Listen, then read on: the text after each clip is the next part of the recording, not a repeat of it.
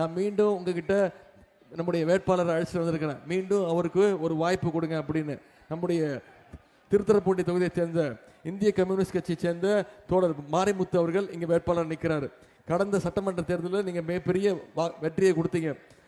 தோழர் மாரிமுத்து அவர்களை பற்றி நான் உங்களுக்கு அதிகம் அது பேச விரும்பலை, அதிகம் சொல்ல அவசியம் இல்லை, அவரை உங்களுக்கு அறிமுகப்படுத்த வேண்டிய அவசியம் இல்லை. உங்கள் அத்தனை பேருக்கும் தெரிஞ்சவர் அண்ணன் மாரிமுத்து அவர்கள். மக்கள் பிரச்சனைக்காக எந்த நேரத்திலையும் நீங்கள் அவரை தொடர்பு கொள்ளலாம். என்றைக்குமே உங்கள் கூட நிற்கக்கூடியவர் அண்ணன் மாரிமுத்து அவர்கள். மிக மிக எளிமையான மனிதர் தோழர்.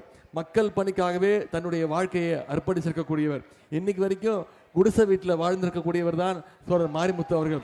மாரிமுத்தவருடைய வெற்றி தான் இன்னைக்கு ஜனநாயகத்துடைய உண்மையான வெற்றி. அதை இந்த தேர்தலில் நாம் செஞ்சு காட்டுவோம். பல ஆண்டுகளாக தோழர் மாரிமுத்து அவர்கள் செய்திருக்கக்கூடிய அந்த மக்கள் பணிக்கு முன்னாடி எந்த சக்தியாக இருந்தாலும் அவருடைய வெற்றியை யாராலும் தடுக்க முடியாது. திருத்துறைப்பூண்டி தொகுதி அத்தனை பிரச்சனைகளையும் கோரிக்கைகளையும் நல்லா தெரிஞ்சு வச்சிருக்கக்கூடியவர் தோழர் மாரிமுத்து அவர்களுக்கு கதிர் அறிவால் சின்னத்தில் வாக்களித்து மிகப்பெரிய வெற்றி வித்தியாசத்தில் அவர் ஜெயிக்க வைக்கணும்னு உங்களால் கேட்டுக்கொள்கிறேன். கம்யூனிஸ்ட் இயக்கத்திற்கும் நம்முடைய திராவிட முன்னேற்ற கழகத்திற்கும் மிக நெருங்கிய தொடர்பு உண்டு. டாக்டர் கலைஞர் அவர்கள் அடிக்கடி சொல்வார், பெரியாரை சந்திக்காமல் இருந்தா நானும் ஒரு கம்யூனிஸ்டா இருந்திருப்பேன் அப்படின்னு சொல்வார்.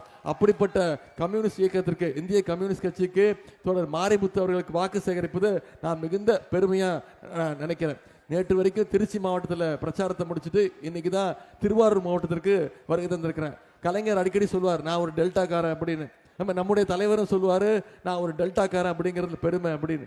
அதே மாதிரி அவங்க வழியில் நானும் ஒரு டெல்டாக்காரன் அப்படிங்கிற அந்த உரிமையோடு உங்களை சந்திக்க வந்திருக்கிறேன். ஆனால் மாரிமுத்து அவர்கள், தொடர் மாரிமுத்து அவர்கள் இந்த 5 வருஷத்தில் இந்த தொகுதிக்கு பல்வேறு திட்டங்களை கொண்டு வந்திருக்கிறார். அந்த உரிமையோடு தான் மீண்டும் ஒரு வாய்ப்பு கொடுங்கன்னு கேட்க வந்திருக்கிறோம். ஒரு சில திட்டங்களை மட்டும் உங்களுக்கு ஞாபகப்படுத்த விரும்புகிறேன். இன்னைக்கு திருத்துறைப்பூண்டி கொருக்கையில் 2000 இளைஞர்களுக்கு வேலை வாய்ப்பு பெறுகின்ற வகையில் சிட்கோ தொழிற்பேட்டை அவர் கொண்டு வந்தது அவருடைய முயற்சி. 6 கோடி ரூபாய் மதிப்பீட்டில் அரசு தாய்சே மருத்துவமனை கட்டணம் அவர் கட்டி கொடுத்தது. கச்சனத்தில் துணை மின் நிலையம் இபி சப்ஸ்டேஷன் அவர் உங்களுக்காக கொடுத்தது. 9 கோடி ரூபாய் மதிப்பீட்டில் திருத்துறைப்பூண்டியில் இன்னைக்கு புதிய பஸ் ஸ்டாண்டு பேருந்து நிலையம் அமைஞ்சிருக்குன்னா அதற்கு முழு காரணம், முழு உழைப்பு அந்த தோழர் மாரிமுத்து அவருடையது. இன்னைக்கு திருத்துறைப்பூண்டியில் ஒரு புதிய காய்கறி மார்க்கெட் கொண்டு வந்திருக்கக்கூடியது உங்களுடைய சட்டமன்ற உறுப்பினர். அதே மாதிரி ஒரு குப்பை கிடங்கு சுத்திகரிப்பு நிலையம் சுமார் 6 கோடி ரூபாய் மதிப்பீட்டில் திருத்துறைப்பூண்டியில் இன்னைக்கு அரசு கலை கல்லூரிக்கெல்லாம் கூடுதல் வகுப்பறை கட்டிடங்கள், கிளாஸ் ரூம்ஸ் கட்டி கொடுத்துருக்கிறாரு. 7 கோடி ரூபாய் ஒதுக்கீடு செஞ்சு கொருக்கை அரசு பாலிடெக்னிக் கல்லூரியில் புதிய லேப் அமைச்சு கொடுத்துருக்கிறாரு. முத்துப்பேட்டை புதிய அரசு கலை கல்லூரியில் மக்களுடைய நீண்ட நாள் கோரிக்கையான தனி தாலுக்கா அறிவிப்பு இன்னைக்கு வெளியாக இருக்குன்னா அது அவருடைய உழைப்பு. அதே மாதிரி தாலுக்கா அலுவலகத்திற்கு புதிய கட்டிடம், முத்துப்பேட்டை ஊராட்சி ஒன்றிய அலுவலகத்துக்கு புதிய கட்டிடம், காவலர் பாளையம் என்கின்ற காவல் தங்குமிடம், அயோத்தி காடு சுற்றுலா தலம் அமைக்க 4 கோடி ரூபாய் ஒதுக்கீடு செய்யப்பட்டு வளர்ச்சி திட்ட பணிகள், கோவிலூர் மற்றும் வேப்பஞ்சேரியில் 7 கோடி ரூபாய் மதிப்பீட்டில் நெல் சேமிப்பு கிடங்குகள், கோட்டூரில் சுமார் 2 கோடி ரூபாய் மதிப்பீட்டில் ஃபயர் ஸ்டேஷன் கட்டப்பட்டிருக்கு. இத்தனை திட்டங்களையும் செஞ்சு முடிச்சுட்டு இன்னைக்கு மீண்டும் ஒரு வாய்ப்பு கொடுங்கன்னு உங்களை எல்லாம் நாடி தேடி நாங்கள் வந்திருக்கிறோம். இந்த திட்டங்கள் மட்டும் இல்லாமல் கடந்த 5 வருஷத்துல நம்முடைய முதலமைச்சர், நம்முடைய திராவிட மாடல் அரசு என்னென்ன திட்டங்களை செஞ்சிருக்கோங்கிறதையும் ஞாபகப்படுத்த விரும்புகிறேன்.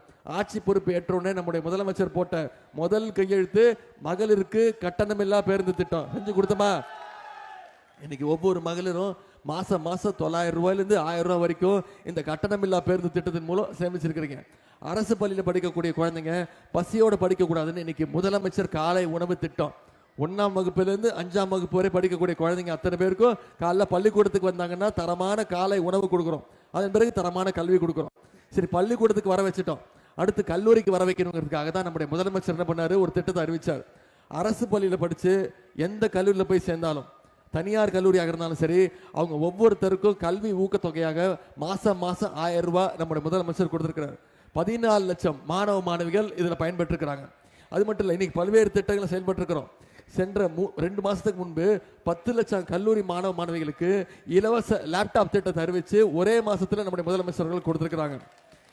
எல்லாத்தை விட முக்கியமான திட்டம் உங்க அத்தனை பேருக்கு தெரியும், கலைஞர் மகளிர் உரிமை தொகை திட்டம். போன முறை ஆட்சிக்கு வரும்போது நம்ம சொன்ன வாக்குறுதி, கடந்த 3 வருடமா 1,31,00,000 மகளிருக்கு மாசம் 1000 ரூபாய் நம்முடைய முதலமைச்சர் அவர்கள் உரிமை தொகையா கொடுத்திருக்கிறாங்க. பாஜகவும் அதிமுகவும் இந்த உரிமை தொகை திட்டத்தை நிப்பாட்டணும், தேர்தலை காரணம் காட்டி நிப்பாட்டணும்னு முயற்சி பண்ணாங்கம்மா. 3 மாசத்துக்கு இந்த திட்டத்தை நிப்பாட்டணும்னு நீதிமன்றத்துக்கு போனாங்க. நம்முடைய முதலமைச்சர் என்ன பண்ணாரு, நான் 1000 ரூபா கொடுக்கறத நிப்பாட்டுறீங்களா, இப்போ நான் கொடுக்குற 5000 எப்படி நிப்பாட்டுவீங்க பார்க்கலான்னு பிப்ரவரி மாதம், மார்ச் மாதம், ஏப்ரல் மாதம் 3 மாதத்துக்கு சேர்த்து 3000, கோடைக்கால சிறப்பு நிதி 2000, 5000 ரூபா, 1,31,00,000 குடும்பங்களுக்கு கொடுத்தார். 1,31,00,000 மகளிருக்கு உரிமை திட்டத்தை நம்முடைய முதலமைச்சர் ஒரே பேமெண்ட்ல கொடுத்தார். முதலமைச்சர் காலையில் 6:30 மணிக்கு பேங்க்ல போட்டாரு, 9 மணிக்கெல்லாம் நீங்க போய் பேங்க்ல எடுத்துட்டீங்க. ஏன்னா மோடி அரசு, மோடி ஆட்சி பேங்க்ல மினிமம் பேலன்ஸ் இல்லைன்னு சொல்லி இந்த பணத்தை ஊறி விட்டுருவாங்க, எடுத்துருவாங்கங்கிற அந்த பயம். அவ்வளோ ஷார்ப்பா நீங்க இருந்திருக்கீங்க. அதே அளவு மலைகளில் இந்த முறையும் இந்த தேர்தலையும் ஷார்ப்பா இருந்து வர்ற 23ஆம் தேதி வாக்குச்சாவடிக்கு போய் வாக்குப்பெட்டியில 2வது இடம் ஆனால் மாரிமுத்தரோட பேர் இருக்கும், அதுக்கு பக்கத்துல கதிர் அறிவால் சின்னம் இருக்கும். அதுல வாக்களிச்சு மிகப்பெரிய வெற்றியை நீங்க உறுதி செய்யணும்னு உங்களை எல்லாம் நான் தாழ்மையோட கேட்டுக்கிறேன். அது மட்டும் இல்ல, வாக்குறுதிகளும் நம்முடைய முதலமைச்சர் கொடுத்திருக்கிறார். என்ன வாக்குறுதி? மகளிர் உரிமை தொகை மீண்டும் நம்முடைய திராவிட மாடல் 2.2 ஆட்சி அமைஞ்சோன்னு 1000 ரூபாய் இல்ல, அதை உயர்த்தி 2000 ரூபாய் தரேன்னு நம்முடைய முதலமைச்சர் வாக்குறுதி கொடுத்திருக்கிறாங்க. முதலமைச்சர் காலை உணவு திட்டம் 5ஆம் வகுப்பு வரைக்கும் இல்ல, அதை உயர்த்தி விரிவுபடுத்தி 8ஆம் வகுப்பு வரைக்கும் கொடுப்பேன்னு முதலமைச்சர் வாக்குறுதி கொடுத்திருக்கிறார். கல்வி ஊக்கத்தொகை 1000 ரூபாய் இல்ல, 1500 உயர்த்தி தரப்படும் வாக்குறுதி கொடுத்திருக்கிறோம். முதியோர் உதவித்தொகை OAP இப்போ வரைக்கும் 1200 கொடுத்துட்டு இருக்கிறோம், அதை உயர்த்தி 2000 ரூபாய் தரேன்னு வாக்குறுதி கொடுத்துருக்கிறோம். அடுத்த 5 வருஷத்துல அனைத்து கல்லூரி மாணவ மாணவிகளுக்கும் 35 லட்சம் லேப்டாப்புகள் கொடுக்கப்படும் வாக்குறுதி கொடுத்துருக்கிறோம். மகளிர் சுயஉதவி குழுக்களுக்கு 5 லட்சம் ரூபாய் வரைக்கும் பிணை இல்லாம, கேரண்டி இல்லாம கடன் கொடுக்கப்படும் அப்படின்னு வாக்குறுதி கொடுத்துருக்கிறோம். அடுத்த 5 வருஷத்துல 10 லட்சம் கலைஞர் கனவு இல்லம் கட்டப்பட்டு யார் யாருக்கெல்லாம் வீடு இல்லையோ அவங்களுக்கெல்லாம் வீடு ஒதுக்கீடு செய்யப்படும் வாக்குறுதி கொடுத்துருக்கிறோம். இது எல்லாத்தை விட முக்கியமான வாக்குறுதி உங்களுக்கு தெரிஞ்சிருக்கும். ஆட்சி அமைஞ்சோன்னே முதலமைச்சர் அவர்கள் அனைத்து மகளிருக்கும் 8000 ரூபாய் கையில கொடுத்துருவாரு முதலமைச்சர். அந்த 8000 ரூபாய் வச்சுக்கிட்டு மகளிர் உங்களோட வீடுகளுக்கு என்ன மின்சாதன பொருட்கள் தேவையோ, எந்த தேவை இருந்தாலும் அதை நீங்களே முடிவு பண்ணி நீங்களே வாங்கிக்கலாம் அப்படின்னு ஒரு வாக்குறுதி கொடுத்துருக்கிறோம். உங்களுக்கு நம்பிக்கை இருக்குல்ல, நம்முடைய முதலமைச்சர் அவர்கள் சொன்னா நிச்சயம் செய்வாருங்கிற நம்பிக்கை இருக்குல்ல, அது செஞ்சு காட்டிருக்கக்கூடிய முதலமைச்சர் தான். அதனால தான் மீண்டும் நம்முடைய திராவிட மாடல் 2.2 ஆட்சி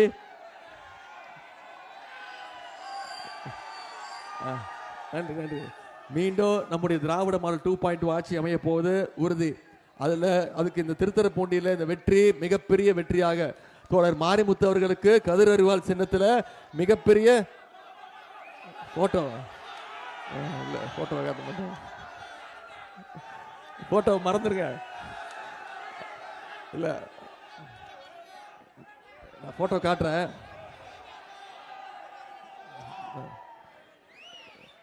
நம்ம தலைவர் திரும்ப சொல்றது, இந்த தேர்தல் டெல்லி அணியா தமிழ்நாடு அணியா, டெல்லி அணி வெர்சஸ் தமிழ்நாடு அணி, இதுதான் நம்முடைய தலைவர் மீண்டும் மீண்டும் சொல்றது. தமிழ்நாடு அணிக்கு திமுக தான் அணி தலைவர், கேப்டன், நம்முடைய தலைவர் தான் கேப்டன். நம்ம ஏன் டெல்லி அணின்னு சொல்றோம்? டெல்லி அணியில் யார் இருக்கா? திரு மோடி அவர்கள். நான் இவ்வளவு திட்டங்கள் சொன்னேன்மா, நம்ம 5 வருஷத்தை இவ்வளவு பண்ணியிருக்கோம்னு சொன்னோமே, நம்முடைய திட்டங்களுக்கு தமிழ்நாட்டுக்கு ஒன்றிய பாஜக அரசு ஏதாவது விதத்துல துணை நின்றுருக்கா? ஏதாவது திட்டங்கள் கொடுக்குறாங்களா? தமிழ்நாட்டுக்கு ஏதாவது திட்டங்கள் கொடுக்குறாங்களா? பட்ஜெட்ல தமிழ்நாட்டுக்குன்னு எந்த திட்டமும் இல்லைம்மா. இன்னும் சொல்ல போனா பட்ஜெட்ல தமிழ்நாடுங்கிற பேரே இல்லை. நம்முடைய நிதி உரிமை பறிக்கப்படுது, நமக்கு வர வேண்டிய நிதி தொகை தரல. இது எல்லாத்தையும் யார் கூட கேட்டிருக்கணும்? நம்முடைய முதலமைச்சர் குரல் கொடுத்து இதற்கு எதிர்த்து நின்று கேள்வி கேட்கிறாரு, எங்களுக்கு வர வேண்டிய உரிமைகளை கொடுங்கன்னு கேட்கிறார். ஆனால் திரு எடப்பாடி பழனிசாமி அவர்கள் என்ன பண்றாரு? மோடியுடைய நம்பர் 1 அடிமையாக திரு எடப்பாடி பழனிசாமி அவர்கள் இருக்கிறாரு. கரெக்டா? நீங்க முரட்டு பக்தர்கள் பார்த்திருப்பீங்களா? முரட்டு தொண்டர்கள் பார்த்திருப்பீங்க. எங்கேயாவது பார்த்திருக்கீங்களா ஒரு முரட்டு அடிமைய? திரு மோடியுடைய நம்பர் 1 முரட்டு அடிமை அப்படின்னு சொல்லிட்டேன். அதனாலதான் அவர் கோச்சிக்கிட்ட என்ன சொன்னாரு? என்ன கண்ணா அப்படின்னு திட்ட ஆரம்பிச்சிட்டாரு. செத்து போயிருக்கணும்ட்டாருமா, என்ன உயிரோடு இருந்து என் உயிரை வாங்குறான் அப்படின்ட்டாரு. பரவாயில்ல, அதெல்லாம் நான் மனசுல வச்சுக்க மாட்டேன். என்ன தெரியுமா சொல்லிட்டாரு? உதயநிதிக்கு எந்த அனுபவம் கிடையாது, என்ன அனுபவம் இருக்கு அப்படின்ட்டாரு. உண்மைதான், எனக்கு அவருக்கு இருக்கக்கூடிய அனுபவம்லாம் கிடையாது. இந்த அனுபவம் எனக்கு கிடையாதுமா, இது தாமா சொன்னேன். இது இப்படிதாமா அவர் முதலமைச்சர் ஆனாரு.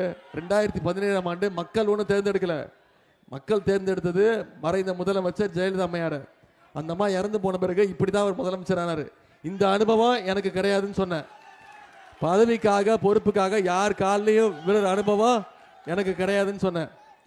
சங்கி கூட்டத்துக்கிட்ட பயப்படுற அனுபவம் எனக்கு கிடையாது அப்படின்னு இதைத்தான் சொன்னேன். உடனே என்கிட்ட கோச்சிக்கிட்டு இப்போ என்ன பண்ணிட்டாரு, ஆமாம் காலில் விழுந்தேன்னா இப்போ என்ன தப்பு, எனக்கு பொறுப்பு கொடுத்தாங்க முதலமைச்சர் ஆக்கினாங்க அதனால விழுந்தேன் அப்படின்றாரு. காலில் விழுந்தது தப்பு கிடையாது, நான் அதை சொல்லலை. நான் கேட்குறது, அந்த அம்மா காலில் விழுந்து முதலமைச்சர் ஆனீங்கல்ல, அப்புறம் ஏன் அந்த அம்மா காலை வாரி விட்டீங்க அப்படிங்கிறது தான் என்னோட கேள்வி. இப்போ அந்த அம்மா கேட்க ஆரம்பிச்சிட்டாங்க, சசிகலா அம்மையார் இருக்காங்கல்ல, அவங்க நேற்றுலேருந்து கேட்க ஆரம்பிச்சிட்டாங்க.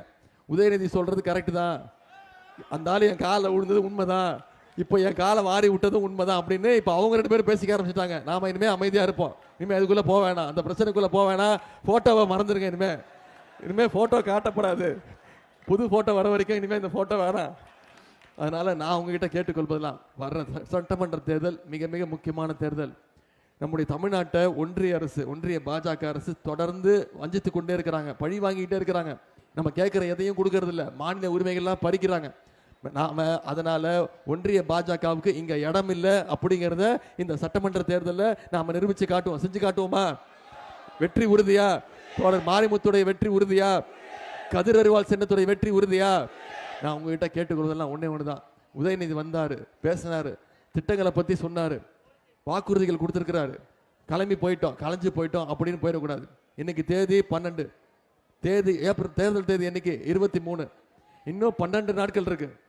நீங்க ஒவ்வொருத்தரும் அடுத்த 12 நாட்கள் இந்த பிரச்சாரத்தை மக்கள்கிட்ட கொண்டு போய் சேருங்க, பேசுங்க, ஒவ்வொருத்தரையும் சந்திச்சு பேசுங்க, ஒவ்வொரு வீட்டுக்கு போய் பேசுங்க, ஒவ்வொரு வாக்காளரையும் சந்திச்சு பேசுங்க.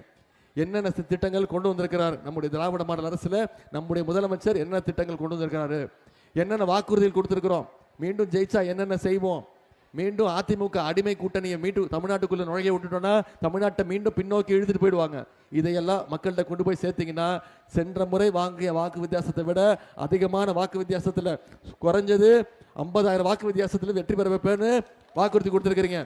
50,000 வாக்கு வித்தியாசத்தில் அண்ணன் மாரிமுத்து அவர்களை கதிர் அறிவால் சின்னத்தில் வாக்களித்து மிகப்பெரிய வெற்றியை நீங்கள்லாம் உறுதி செய்யணும்னு நான் உங்களை எல்லாம் அன்போடு கேட்கிறேன், பண்போடு கேட்கிறேன், பாசத்தோடு கேட்கிறேன், உரிமையோடு கேட்கிறேன்.